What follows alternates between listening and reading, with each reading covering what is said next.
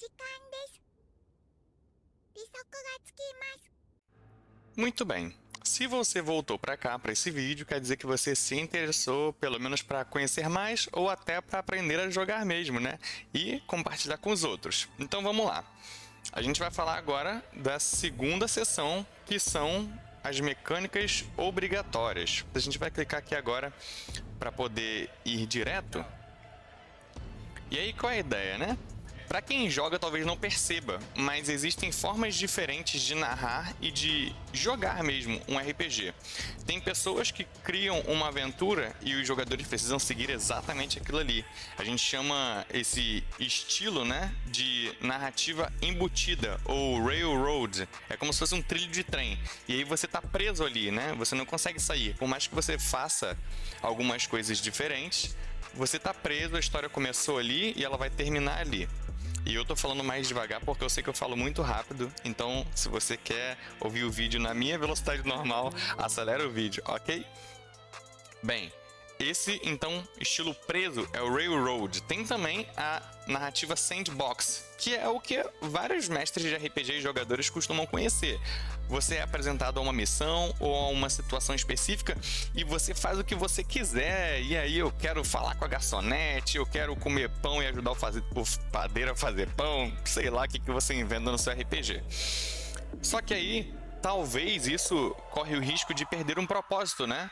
Talvez todos os jogadores não tenham uma direção específica, um mal grande que eles querem enfrentar, ou o inimigo, mesmo que não seja mal, talvez o seu personagem seja mal. Bem, aqui isso é possível. Então a gente tem a narrativa diferente que é apresentada e que não precisa ser seguida, ok? São 3 formas de narrar, que é o que a gente chama de estrutura de toboágua. Ou seja, o jogador tem a diversão que ele quer ter, mesmo que o personagem tenha um objetivo na vida, né?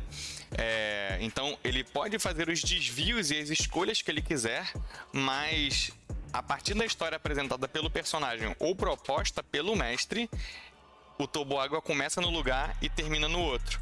Por mais que ele tenha muitas voltas e escorregar, né, ao longo do caminho seja divertido, ele vai chegar no objetivo final.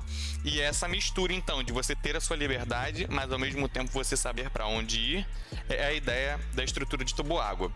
Bem, eu pensei ou pratiquei isso por 2 anos durante o nosso playtest e depois eu descobri que existe isso. De fato, né? Alguns mestres de RPG fazem isso e eu coloquei aqui no livro o link no YouTube de onde eles falam isso. E quando eu percebi essa explicação, eu falei, caramba, é exatamente o que eu faço. E eu sugiro que você faça. Mas é só uma sugestão. Mais uma vez, essa parte apresenta as 3 formas, esclarece sobre o que são essas 3 formas, inclusive aqui com exemplos, né? E aí, o mestre que for conduzir vai poder escolher. E você pode identificar como jogador, né? Então aí são os tipos de narrativa. A gente também tem como essas situações se apresentam, né? Às vezes elas vão se dividir ou se apresentar por arcos, e aqui eu descrevi o que eu fiz no nosso RPG. Às vezes você vai envolver esses jogadores em missões, né? E aqui também eu apresento os níveis de missões. Então você tem o licenciado, que é o Hunter. Se você já viu o primeiro vídeo e deu uma olhada no material, você vai entender o que é um licenciado, né? Alguém que tem a licença Hunter, né? Então, ele passou no exame e tem a licença, sabendo NEM ou não. O profissional, ele utiliza NEM, como está descrito aqui. Muito bem, você vai fazer essas missões de acordo com as dificuldades e vai apresentar para os seus personagens progredirem em experiência ou em história, ok? Muito bem. Chegamos então na parte do combate, né? As ações no seu turno. E aqui bastante coisa difere do D&D quinta edição. Muito bem. A gente colocou uma ressalva importante aqui sobre iniciativa e surpresa, que muitas pessoas se confundem, então a gente tentou esclarecer como é que funciona no nosso sistema e pela minha interpretação parece bastante, ou é exatamente igual o D&D, ok? E aí a gente tem então ação de movimento. Tem uma explicação aqui tem uma descrição. Ação principal, que muitas vezes vai ser atacar, usar um Hatsu, que é como se fosse o seu poder, né? Ou uma habilidade ou uma característica do seu background, né? Do seu antecedente. O que você era antes de se tornar um Hunter, ou o que você é. Talvez você esteja no nível 0, né? E tentou, mas não passou no exame Hunter. Ok, você ainda é um personagem, né?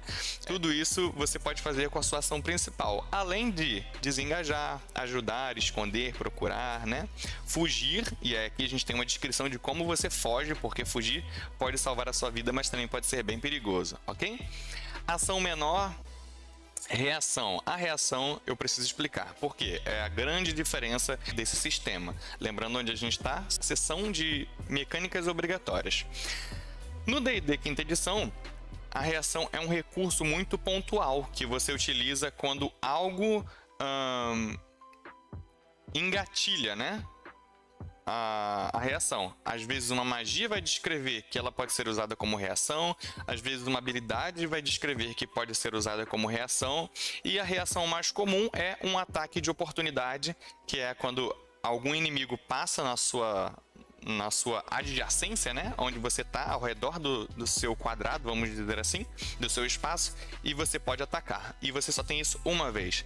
Aqui funciona de uma forma um pouco diferente. A reação é algo muito dinâmico e é um recurso dentro do combate. E como é que a gente calcula esse recurso? O valor é 7 mais a sua sabedoria, o seu modificador de sabedoria. Esse 7 pensa como se fosse a sua estamina, né? O seu cansaço, a sua energia para reagir em combate, para perceber o que está vindo e conseguir, por exemplo, esquivar ou fazer qualquer outra coisa do tipo, dar um contra-ataque, como a gente vai descrever aqui embaixo. A sabedoria, que soma com essa energia, é a sua percepção sobre a zona de combate, ok? A reação não é somada com esses dois fatores de forma independente. Não, eles estão juntos. Mas a interpretação que você pode fazer é: eu consigo perceber a situação, o risco da situação, e eu tenho energia para reagir a ela. Então, como você pode reagir? Com esquiva, como esquiva acrobática, e aí presta atenção, porque tem detalhes aqui, ó. Você vai somar sua destreza numa esquiva normal e você vai somar a sua perícia de acrobacia na esquiva acrobática. Poxa, que legal, então agora eu ganho um bônus muito alto só porque eu disse que eu quero esquivar de forma legal? De forma bonita? Sim. Mas se você falhar, o bônus que você colocou para poder esquivar de forma bonita quer dizer que facilitou a pessoa de te acertar. Então vamos supor, você tentou dar um mortal e em vez de se abaixar para esquivar, né, você tentou dar um mortal e a pessoa ainda assim te acertou. Como é que a gente traduz isso narrando? Que em vez de se abaixar e esquivar do soco dela, você foi dar um mortal e, por exemplo, ela te empurrou, porque você ficou completamente vulnerável de costas. Entendeu? Então, o bônus que pode servir para te tirar da situação também vai servir para adicionar no dano caso você falhe. Então, é algo que pode ser muito interessante e bonito narrativamente, mas que também é um risco caso você falhe, ok? O contra-ataque aqui, você tem como um recurso de reação. E aí, ao contra-atacar, você perde a sua ação de ataque principal. Mas vamos supor que você e o inimigo estão quase morrendo ali. E ele falhou, o ataque dele foi muito baixo. Então você sabe que para superar o ataque dele, você não precisa rolar tão alto também no seu ataque, né? No seu contra-ataque. E aí você já arrisca logo ali naquele momento e termina a luta, ok? E aí a gente tem um adendo sobre utilizar em, que é um recurso que a gente vai falar mais pra frente, ok? Você tem sim o ADO, né? O ataque surpresa, ataque de oportunidade, como uma reação também, ok? Mas é aquilo, você tem que gastar esse recurso da reação. Você tem alguns tipos de bloqueios e você tem também assumir lugar. O que é assumir lugar? Para quem já viu o anime e lembra aqui dessa cena, né, do Kaito entrando na frente do Gon e do Killua para receber o ataque da Pitou, é exatamente isso. Se você tá perto de algum aliado e você vê que tem um ataque muito poderoso vindo, você é mais forte do que esse aliado, você tem mais recurso, algo do tipo, se você gastou, ou melhor, preparou uma reação, você pode usar agora para tomar o golpe. E aí é possível que o seu resultado seja maior do que o acerto do inimigo. E aí nesse caso você não sofre qualquer dano, ok? Mas caso o seu resultado seja menor que o inimigo, aí você toma o dano total no lugar desse aliado e você perde a sua ação a sua próxima ação principal, ok? A gente tem também o ataque combinado. Olha o Melhoron aí nas costas do Knuckle, né? Então, se você e um aliado estão juntos ali na luta e a iniciativa é próxima, vocês podem combinar um ataque, né? Como se os dois estivessem lançando o ataque ou jogando o dado ao mesmo tempo. E aqui tem a descrição. E a gente tem também a ação protagonista, que aí nem é uma reação, é um recurso específico, né? É uma ação dentro do turno. Lembrando que a gente está aqui no capítulo de ações no seu turno, né? E combate. Então, a ação protagonista no D&D a gente poderia traduzir para o que é a inspiração, só que aqui tem alguns detalhes a mais e o jogador pode merecer ganhar essa ação protagonista, e é aquele momento que nada parece que faz mais sentido, de alguma forma o protagonista consegue mais força ou o inimigo erra e isso facilita. Então aqui a gente tem a descrição de como isso pode funcionar, ok? A gente tem também aqui o acerto e o dano, né? As informações básicas, o dano normal, o dano natural. Você está usando uma arma, você está socando, você está usando uma arma de fogo. Aqui tem o dano normal. E aqui o dano com aura, ok? Preste atenção que com armas específicas, né? Utilizando aura ou não, em alguns momentos a gente pode ter um aumento de 1 grau ou um passo de dano. O que é isso, né?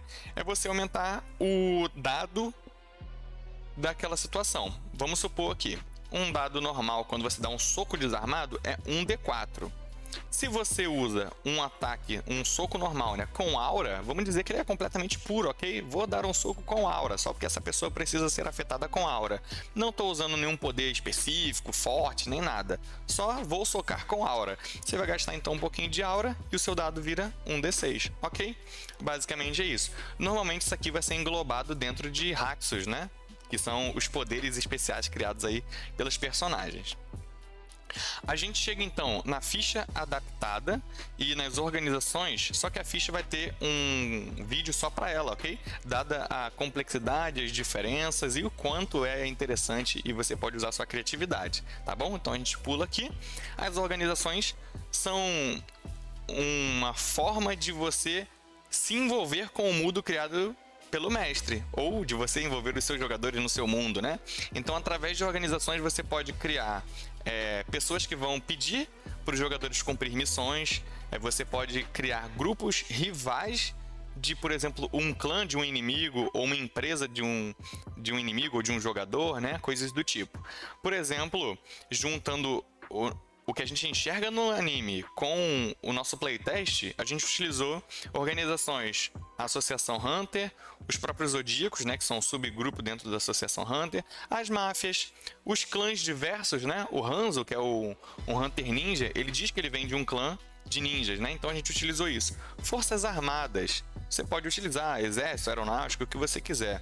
A Gene Ryodan, né, que é uma organização criminosa e hostil, e algumas religiões, que no próprio anime, o anime apresenta que existem religiões, inclusive ele faz uma citação, o Kuroro, né? Faz uma citação sobre Cristo ter sido traído por Judas. Em várias situações você vai ver que a Gene Ryodan tem relação de Jesus e os discípulos. Muito bem, então aqui a gente fecha essa parte aí da ficha, né, e das ações em combate. Para você entender, olhar direitinho, tirar mais detalhes, é óbvio que aqui é só um resumo, você vai dar uma olhada no material. E a gente passa então para a parte de experiência. Experiência: sobreviver, evoluir e caçar. Aqui a gente tem uma progressão da experiência dos personagens. Poxa, Lucas, mas então esse RPG não vai até o nível 15, 20? Não. A princípio não, você pode ficar à vontade e distribuir de uma forma diferente entre os seus jogadores. Mas tanto no sistema que a gente tem apresentado aqui, quanto no Discord, que a gente também vai fazer um vídeo específico, vai apresentar um pouco mais, a gente vai utilizar o sistema do livro, ok? E aí qual é a ideia? Você tem do nível 0 e quer passar para o nível 1. Quanto você precisa de experiência? 50. Como você vai apresentar isso para os jogadores? Pode ser numa missão, pode ser na simples descrição e criação da ficha dele, e aí você faz uma missão sem ele ter nenhum tipo de característica, né? Ou você pode fazer esse nível 0 até o nível 1, a aventura até se tornar um Hunter, porque no nível 1, em algum momento, existe um encontro definidor de Nen, que ele vai poder aprender os os princípios de Nen, né, que a gente vai falar mais pra frente, e também criar o próprio Hatsu, ok? Presta atenção que nessa progressão a gente também tem aumento em atributos, tá? Aumento em atributos, ponto de domínio de Nen, que a gente vai explicar mais pra frente, e aqui algumas coisas que são recebidas com o passar dos níveis, tá? Aqui, ó, foco de caça, a gente tem uma descrição um pouco melhor do que é isso que essa pessoa adquire, tá bom? Redistribuição de atributos, e aí, poxa, como assim redistribuição de atributos? Conforme você evolui, você entende onde você precisa focar melhor os seus esforços para ser um Hunter. Então tem gente que vai focar como a Melody, né? Ou Senritsu, que a gente vê no anime, vai focar completamente nas percepções auditivas. E isso pode ser natural ou não. E aí, esse ou não é a possibilidade que a gente quer explorar para os nossos personagens, que nós vamos criar. Então, vamos supor, a gente vai apresentar mais para frente o Simon, que é um personagem que ele enxerga o mundo sem cores, né? Ele tem problema nos olhos. O Hatsu que ele desenvolveu foi o alerta cor, né? Uma habilidade que tem a ver com cor e com os olhos, com aquilo que ele enxerga. Muito bem. Ele chegou até o nível 5 e com o passar dos níveis, hoje ele está no 5, né? Ele percebeu que ele não precisa tanto de carisma, ele não utiliza tanto carisma assim. Ele é um personagem de tendência heróica, quase sempre ele fala a verdade, né? E por mais que seja necessário carisma para convencer, né, persuadir, mesmo que não esteja mentindo, ele percebeu que para o personagem dele não tem tanto interesse em discussões, né, pelo menos que envolvam esse tipo de atributos, de habilidade. O que ele fez? Colocou um monte de ponto em destreza.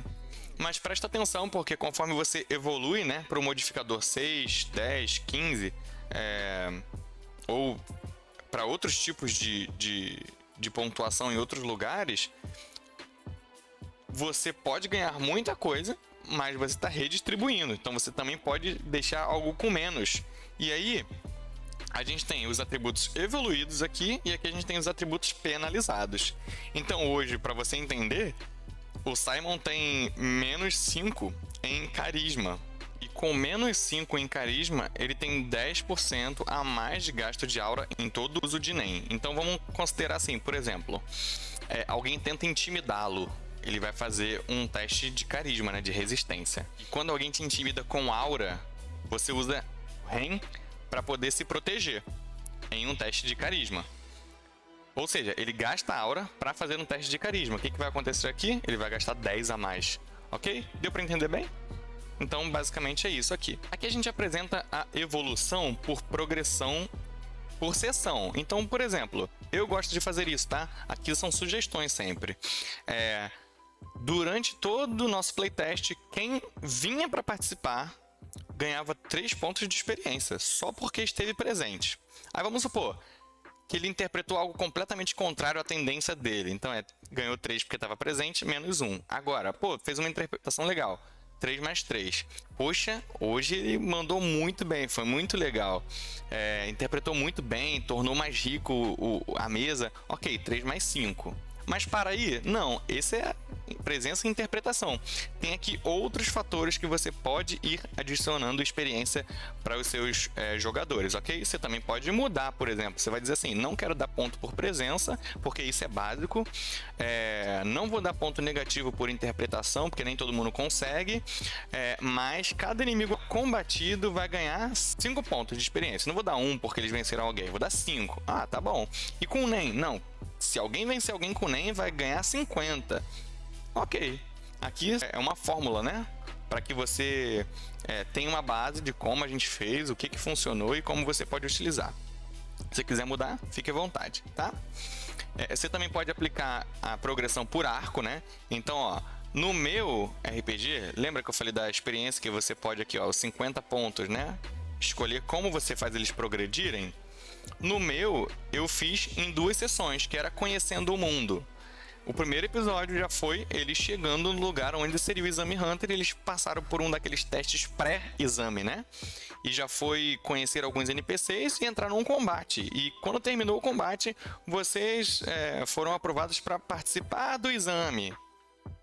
ganharam 50 pontos de experiência, além dos combates, além das presenças, já estavam no nível 1, ok?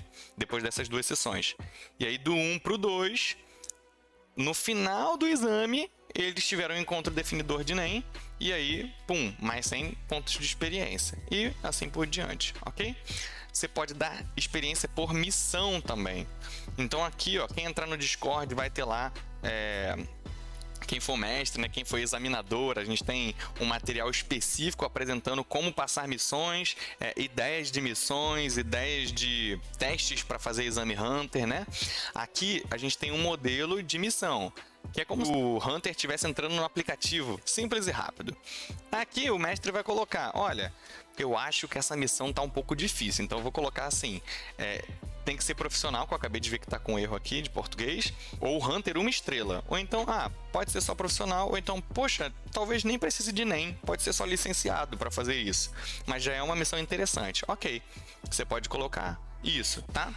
Você vai dizer quem tá contratando, por exemplo, aqui ó, Associação Hunter, deixa eu dar um zoom para você conseguir enxergar.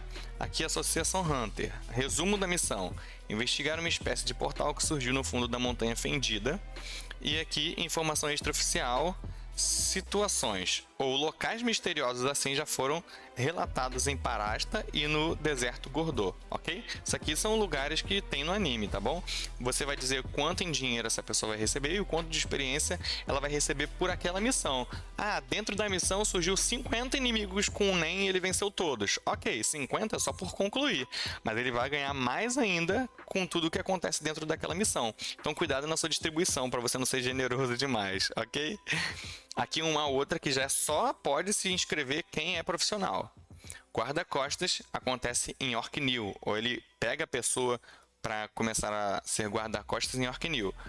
Contratante, uma mulher aqui. Resumo, preciso de segurança por 2 dias até que meu marido se convença de que não quero mais viver com ele. Informação por conquista, né? A pessoa conseguiu algo que você não imaginava ou que você estabeleceu como extremamente difícil e isso faz ela ser conhecida no mundo que você criou. Então, por exemplo, derrotar um mestre de andar. Olha, se a pessoa está no nível 1 a 3, isso é possível. Já conhece NEM e etc. Ok? Mas é possível, não é fácil, tá? Vai ganhar 80 de experiência só por ter feito isso, desconsiderando tudo que ela ganhou para chegar até aqui, e uma recompensa um reconhecimento regional e mais vantagem em testes de carisma e mais propostas de máfia. Então, ou seja, por ela ser conhecida naquele lugar ali na região, ela vai ganhar vantagem em testes de carisma. As pessoas vão conhecer e vão estar mais inclinadas a aceitar as palavras dessa pessoa, ok? Além de ganhar propostas da máfia. Pô, você é forte, eu quero você na minha família, né? Muito bem, coisas do tipo. Derrotar um mestre de andar, se ela tiver do nível 4 a 6, poxa, tá quase no nível máximo, é provável, não é só possível, é provável que ganhe. Então, já que a dificuldade não é tão gigante assim, ganha 50 de experiência, um pouco a menos, né? Reconhecimento regional, vantagem em teste de carisma também. Agora, vamos colocar aqui, ó, se tornar um líder da máfia. Do nível 1 a 3 é impossível isso. Então, se a pessoa conseguir de alguma forma, ela vai ganhar 300 de experiência. Ela vai ganhar 3 subordinados para fazer trabalhos corriqueiros que ela queira. Talvez ela assuma uma missão Hunter, mas vai botar os subordinados para fazer e se eles morrerem, dane-se. Né? Ele consegue mais. Vantagem em testes de história e intimidação também, essa pessoa vai conseguir. Aí como ela vai conseguir essas informações de história, né? Como ela vai conseguir esse poder para intimidar, vocês podem interpretar. Aqui são sugestões de progressão por conquistas, através daquilo que a pessoa se tornou, tá? Vamos colocar aqui, ó, derrotar um membro da trupe fantasma sozinho. Se ela estiver no nível 4 a 6, é possível. Vai ganhar 300 de experiência. É extremamente difícil. E aí, o que ela ganha também? Uma proposta de entrada na aranha. Ou ser caçado por ela, se você derrotou algum membro, tá? Se você está no nível 1 a 3, isso é praticamente impossível. Ou pelo menos improvável. Então, você vai ganhar uma experiência muito maior. 500 de experiência, né? E aí, você vai ganhar uma proposta de entrada ou ser caçado. Você vai ganhar vantagem em intimidação não só vantagem, mais 5 ainda nesses testes de intimidação. E você vai ganhar um reconhecimento continental, ou seja, não só no país, não só na cidade, não só na região, mas todo aquele lugar vai te conhecer de alguma forma, e aí vocês podem interpretar como isso acontece, tá? Todo o continente, né? Muito bem, isso são exemplos, tá? Quando a gente apresentar a ficha, vocês vão ver que as pessoas podem também ganhar renomes, né? Ou conquistas muito mais simples, muito menos poderosas, tá? Mas também outras coisas bem interessantes. E aí, esses padrões são completamente arbitrários, né? O mestre vai decidir com os jogadores. E aí a gente explica um pouquinho mais na mecânica sugerida, que é uma outra seção, tá? E no renome. Então, por enquanto é isso, pessoal. Até o próximo vídeo.